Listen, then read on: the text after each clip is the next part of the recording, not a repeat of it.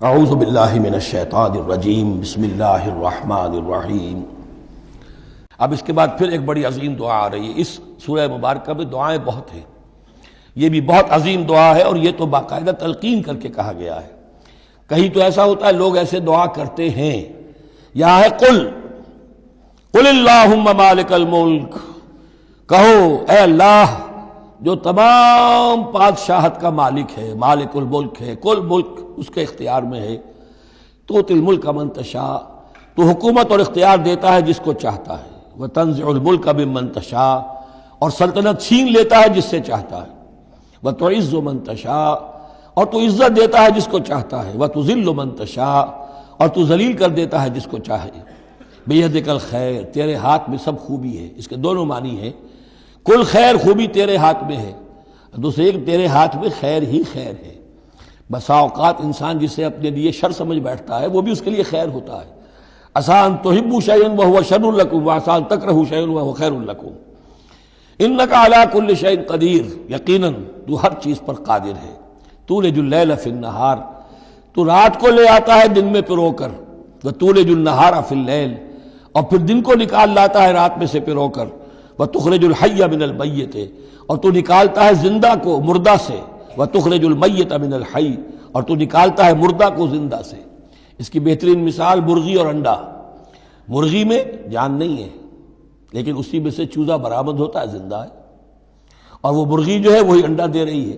تو گویا کہ اللہ تعالیٰ کے ہاں وہ چیز چل رہی ہے، تخرج الحی من المیت وتخرج المیت من الحی، وترزق من تشاء بغیر حساب، اور تو دیتا ہے جس کو چاہتا ہے بے حد و حساب۔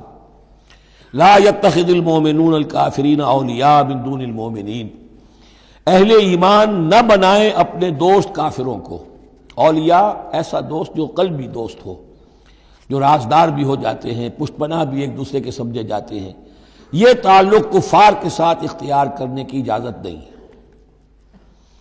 ایک اچھا رویہ ہو، ظاہری مدارات ہوں، آپ ان سے اچھے کلچرڈ طریقے پر بات کریں، تہذیب کے ساتھ، یہ اور بات ہے، لیکن دلی محبت، قلبی رشتہ، جذباتی تعلق، ان کی ایک ایسے باہمی مدد کا ایک رشتہ قائم کر لینا، پشت پناہ ہونے کا رشتہ بنا لینا، اس کی اجازت نہیں ہے۔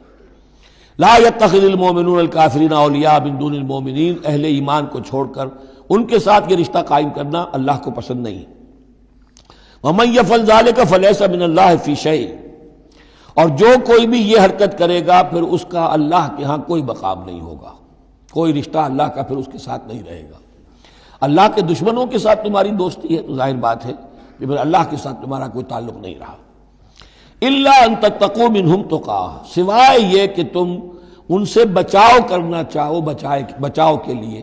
بعض اوقات ایسے حالات ہوتے ہیں کہ کھلے مقابلے کا بھی موقع نہیں ہے، تو آپ طرح دے رہے ہیں، آپ وقت جو ہے یو آر بائنگ ٹائم، تو اس میں کوئی ظاہری خاطر مدارات کا مسئلہ بھی ہو جائے تو کوئی حرج نہیں ہے، لیکن یہ کہ مستقل واقعی قلبی محبت قائم کر لینا یہ جائز نہیں ہے۔ ویسے یہ کہ اسی پھر آیت کے اسی الفاظ کو ہمارے ہاں اہل تشیع نے تقیہ کی جڑ بنا دیا ہے، لیکن انہوں نے اسے پہنچا دیا اس حد تک کہ جھوٹ بھی بولو، اپنے عقائد بھی چھپا لو، اور اس کے لیے دلیل یہاں سے لاتے ہیں۔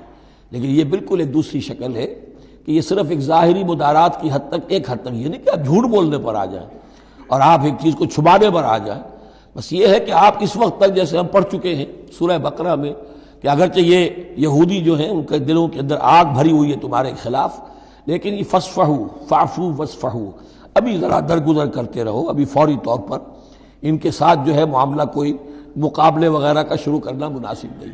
اس حد تک مصلحت بینی تو صحیح ہے، لیکن یہ نہیں کہ جھوٹ بولا جائے معاذ اللہ۔ وَيُحَذِّرُكُمُ اللَّهُ نَفْسَهُ، اور اس میں بھی اب اور نرمی کر دی، اللہ تمہیں ڈراتا ہے اپنے آپ سے، اللہ سے ڈرو، یعنی کسی اور سے ڈر کر خواہ صرف خاطر مدارات کر لینا بھی صحیح نہیں ہے، لیکن یہ کہ بہرحال ضرورت ہے، کسی وقت مصلحت ہے تو کرو، لیکن یہ کہ اصل تمہارے دل میں خوف اللہ کا رہنا چاہیے۔ وَإِلَى اللَّهِ الْمَصِيرُ، اور اللہ ہی کی طرف تمہیں لوٹ جانا ہے۔ قُلْ إِن تُخْفُوا مَا فِي صُدُورِكُمْ وَتُبْدُوهُ يَعْلَمُ اللَّهُ، یہ پھر وہی آیت آ گئی ہے جو سورہ بقرہ کے آخر میں آئی تھی، لِلَّهِ مَا فِي السَّمَاوَاتِ وَمَا فِي الْأَرْضِ وَإِن تُبْدُوا مَا فِي أَنفُسِكُمْ أَوْ تُخْفُوهُ يُحَاسِبْكُم بِهِ اللَّهُ، یہاں فرمایا قل ان تخفوا ما فی صدورکم، کہہ دیجئے کہ اگر تم چھپاؤ جو کچھ کہ تمہارے سینوں میں ہے، اور تبدو ہو یا تم اسے ظاہر کر دو، یعلمہ اللہ، اللہ تعالیٰ اس کو جانتا ہے۔ تمہارے ظاہر کرنے چھپانے سے اللہ سے کوئی تعلق نہیں ہے، ایک دوسرے سے چھپا سکتے ہو، ظاہر کر سکتے ہو، اللہ سے نہیں۔ وَيَعْلَمُ مَا فِي السَّمَاوَاتِ وَمَا فِي الْأَرْضِ، اور وہ جانتا ہے جو کچھ کہ آسمانوں میں اور زمین میں ہے۔ وَاللَّهُ عَلَىٰ كُلِّ شَيْءٍ قدیر، اور اللہ تعالیٰ ہر چیز پر قادر ہے۔ یوم تجد کل نفس ما عملت من خیر محضرا، اس دن کا تصور کرو جس دن ہر جان، ہر نفس موجود پائے گا، حاضر کیا ہوا پائے گا ہر وہ عمل جو اس نے کیا ہوگا۔ فمن یعمل مثقال ذرۃ خیرا یرہ ومن یعمل مثقال ذرۃ شرا یرہ۔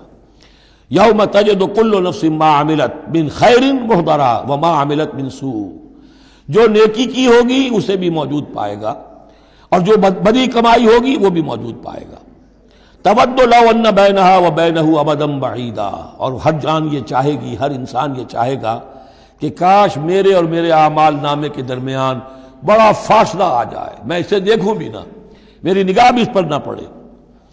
وَيُحَذِّرُكُمُ اللَّهُ نَفْسَهُ، اور اللہ ڈرا رہا ہے تمہیں اپنے آپ سے، یعنی تقویٰ رکھنا ہے تو اس کا کرو، ڈرنا ہے تو اس سے ڈرو، خوف کھانا ہے تو اس سے کھاؤ۔